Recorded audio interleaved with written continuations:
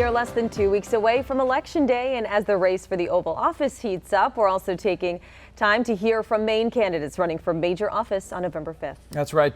We've already heard from Senate candidates David Costello and Demi Kouzounas here on ARC Maine. You can watch those interviews on our CBS 13 YouTube page. This morning, we're being joined by the man they're hoping to unseat, Senator Angus King. Thanks for being with us this morning. Appreciate it. Great to see you, Jeff. And Katie, nice to meet you. Thank you so much. By the way, before we do anything, I love the tie. We the people tie he's got on. It's got the it's the first article of the Constitution. Yeah. We the people. It reminds you, where you work. Oh, it's perfect. Amazing. With Election Day less than 2 weeks away, perfect to wear that. Hey, by the way, first of all, Senator King, you're running for a third term in Washington. By the end of it, you'll be 86 years old, which, by the way, you'll look great. Thank you. You'll sound great. With so much focus on the age of those running for president this year, why do you think to keep working for the people of Maine in Washington into your 80s is worth it for you, and why you should continue to do it? Well, the first answer is I'm a year younger than Mick Jagger. But seriously, there's a point to be made there because people age differently. And if you take Mick Jagger and Mitch McConnell, you'll see a vast difference in how they are, how they move. And so it's just a question of, I feel great. I'm got plenty of energy. I'm really engaged. There's a lot of work left to do.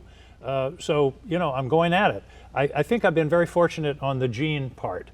My grandmother lived to 102, my mother to 96. And last weekend, Mary and I spent 2 hours with George Mitchell. George is 92. He's totally with it, man. Yeah. We had it was a 2-hour seminar on current events from Senator Mitchell. So I have no intention of going that far, but I guess what I'm saying is I feel up to it. Yeah. What do you see as the big issues going forward? I'm glad you used the term going forward. Let's talk about where we're going. I think there are a number of issues that are on my agenda, and I hope are on the national agenda when I get back, if I get back. Reproductive rights. Border security. We had the strongest border security in 40 years. A bill that was before us last winter, it got killed because the former president said he didn't want to, have a solution.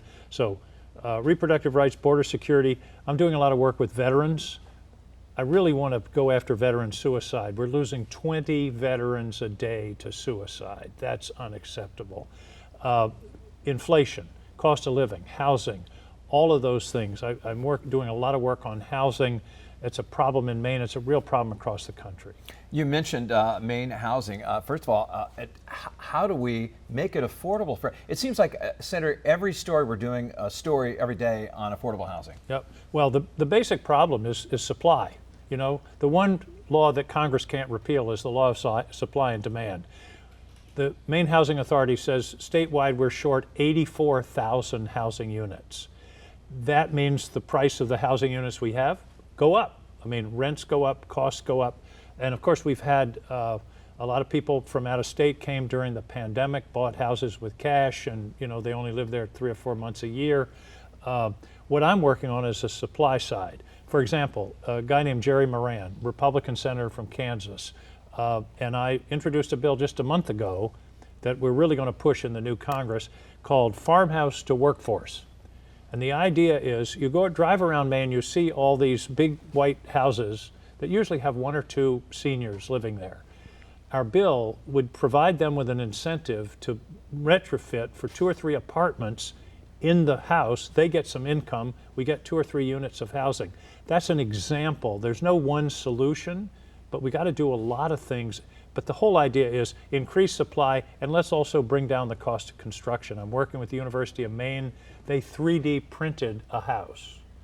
And if we can commercialize that, that could be part of the answer. Mainers have felt the impact of climate change in recent years, with many communities impacted by storms. What needs to be done to address the problem in Maine and across the country? Well, just yesterday I was up the coast in a little town called Bremen, where we were talking about just that subject, because this is a place where docks were wiped out, all kinds of enormous damage along the coast. What we were talking about yesterday is providing funds to prevent the damage rather than fix up after the damage. You see what I mean? Marco Rubio and I have a bill called the Prepare Act.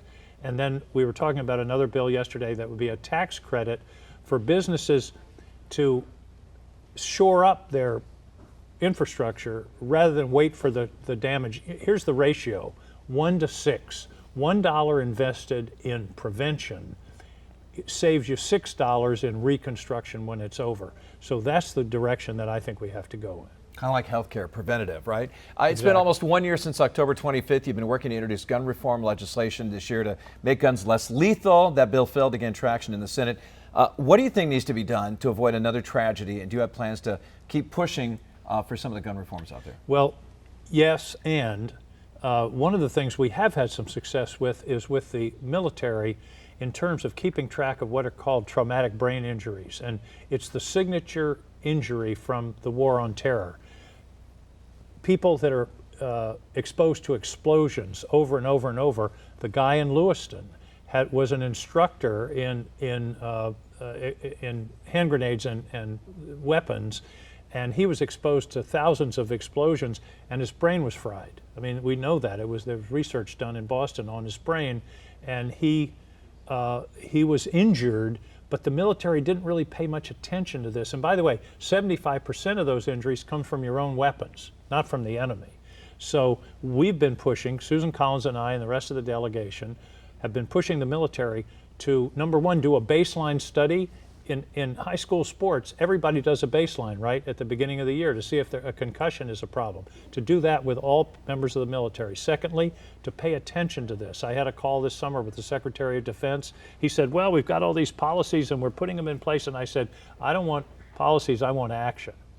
And I want to see right down to the level of the soldier that they're paying attention to this.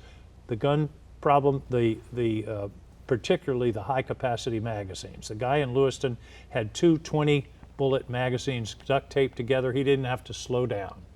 And what they found is you can stop these things when people have to stop and reload. So what I'm proposing is an absolute limit of 10 bullets in a magazine.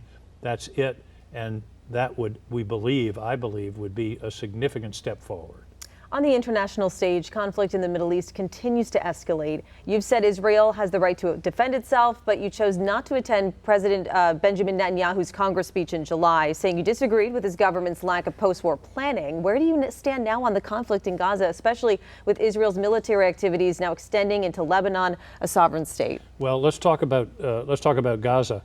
I think the death of Sinwar, who was the architect of October 7th, gives the Israelis an opportunity to declare victory and to say, okay, let's start talking about rebuilding Gaza, entering into some kind of relationship with the Palestinians that is meaningful so that I've spent a fair amount of time in the Middle East. One of the things I heard when I was in Jordan, which is a neighboring country, the Palestinians don't have hope. They're just adrift, and they need some opportunity to look forward. On the other hand, Israel does, as you said, have an opportunity or have the obligation to defend itself. But I think the death of Sinwar gives them a chance to say, okay, we're going to scale back the operations in Gaza, start talking to the Gulf states about rebuilding Gaza. Lebanon, they've essentially decapitated Hezbollah. And I think there's a moment here where we can start to de-escalate this. I know, again, from being in the region, the other Arab states really want to get this resolved. And I think Israel can rightfully say, we've accomplished our goals.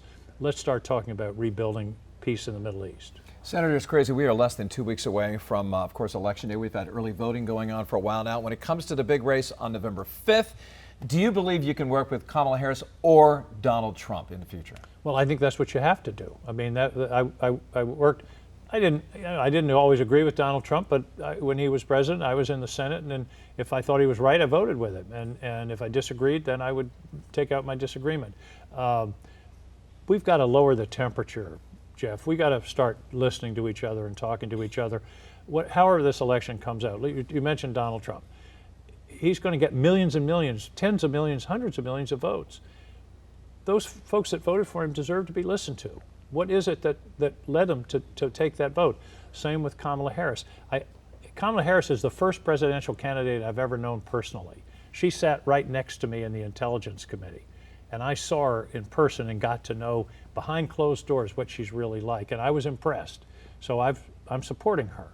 But whoever wins the election, we've got to start listening to each other in this country. That's the only way we're going to get anything done. What's the final message you want to leave with voters here this morning? Well, I think the final message is there's just plenty of work left to do, and I think I'm in a pretty good position to do it. I'm at a place now where I'm chair of subcommittees and getting a little seniority, but mainly I think the message is something positive. There are things we can do. There are things we have done on a bipartisan basis, and that's my mission. Senator King, thank you so much. Can't we all get along, right? Yes, sir. We appreciate your time. Thank you.